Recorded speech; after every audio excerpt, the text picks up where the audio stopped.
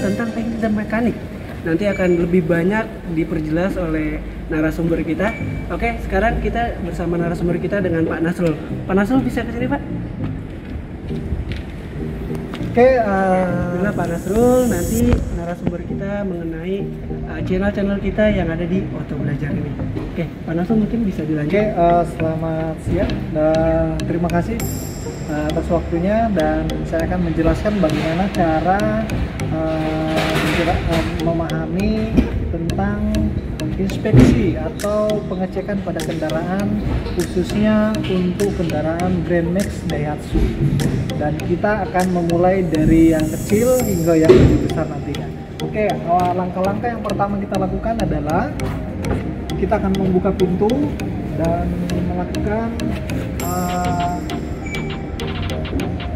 menarik pin dari kap untuk melakukan pemeriksaan pada komponen bagian belakang, bagian depan.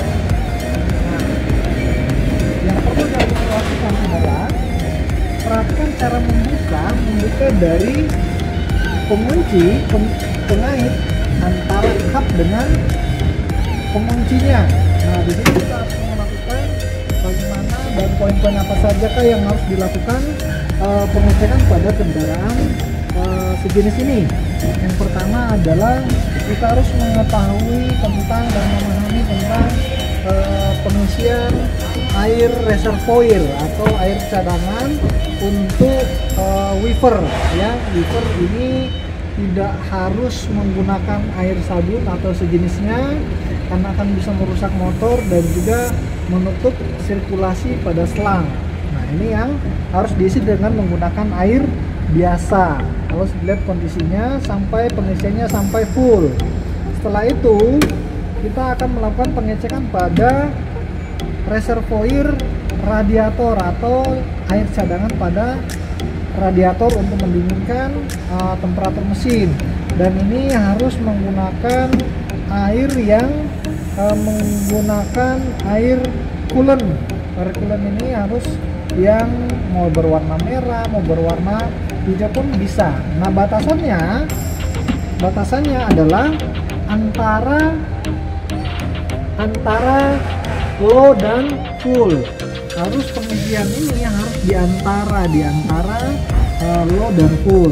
Maksimal harus ada di full, tidak boleh penuh. Kenapa? Karena pada saat dia penuh ini tidak akan tersirkulasi ke radiator maupun dari radiator kembali ke reservoir, sehingga apa? Ini akan menyebabkan nanti akan overload air yang dari terjadi pemanasan pada radiator. Dan yang kedua adalah kita harus memeriksa kondisi hose atau selang, dan kita akan membuka ini tidak boleh membuka kondisi yang panas, kita harus membuka kondisi yang dingin. Kalau memang panas kita harus menggunakan penutup, yaitu yang menggunakan kain basah. Setelah itu dibuka, biarkan dia akan keluar hawa panasnya. Setelah itu kita akan buka lagi sampai seperti ini. Nah, inilah air yang harus digunakan dalam kondisi radiator. Kita tidak bisa menggunakan air yang dapat dikonsumsi, air mineral dan sejenisnya. Dan harus menggunakan coolant. Ini namanya coolant. Jadi kita harus menggunakan air seperti ini. Ada dua jenis, yaitu menggunakan yang berwarna pink dan maupun berwarna hijau.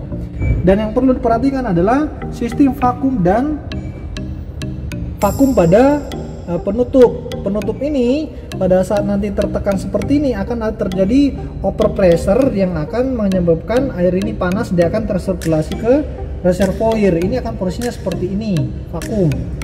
Nah, pentingnya tutup radiator ini harus posisi keadaan yang baik, seperti itu.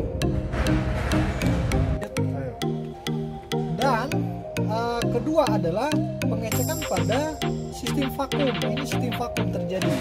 Kalau yang tadi seperti ini, dia proses pressure, air dari kan akan masuk melalui selang dari radiator melalui pos ini atau selang ini ke reservoir. Setelah itu nanti ini kita harus perhatikan adalah proses vakum di radiator, penutup atau kap radiator. Ini harus posisi vakum, harus ada selang. Fungsinya adalah untuk mensirkulasikan air yang dari sini akan kembali ke radiator pada saat dibutuhkan kembali. Maka itu pentingnya penutup radiator atau kap ini dalam kondisi yang baik, seperti itu. Nah, setelah itu dilakukan pengecekan berarti normal, kita akan tutup kembali radiatornya dengan kondisi semula. Setelah itu kita melakukan pengecekan pada radiator, yaitu kisi-kisinya, kisi-kisi yang ada di radiator. Kedua adalah pengecekan adalah kipas atau fan-nya. Kipas yang perlu diketahui bahwa yang ada di Grand Max ini, sejenis ini, blind fan ini, dia tidak menggunakan bel, tapi dia menggunakan electric fan. Pada saat pengecekan di sini tidak akan menggunakan bel, tapi menggunakan electric fan untuk memutar motor yang akan diputar oleh kipas, seperti itu. Jadi yang perlu diperhatikan adalah konektor dan soket yang ada di sini jika ini tidak bekerja, seperti itu. Dan setelah itu baru kita akan periksa kondisi selang valve pembagi antara minyak rem yang ada dari komponen booster dan vacuumnya. Nih, ini booster rem. Yang perlu diperhatikan di sini adalah pipa yang dari sini atau dibilang dikatakan hose, ini yang harus dicek. Jangan sampai ada yang terjepit maupun ada yang bocor atau rembes. Nah, setelah itu kita periksa adalah kondisi minyak kopling dan rem antara minimum dan maksimum, di antara minimum dan maksimum.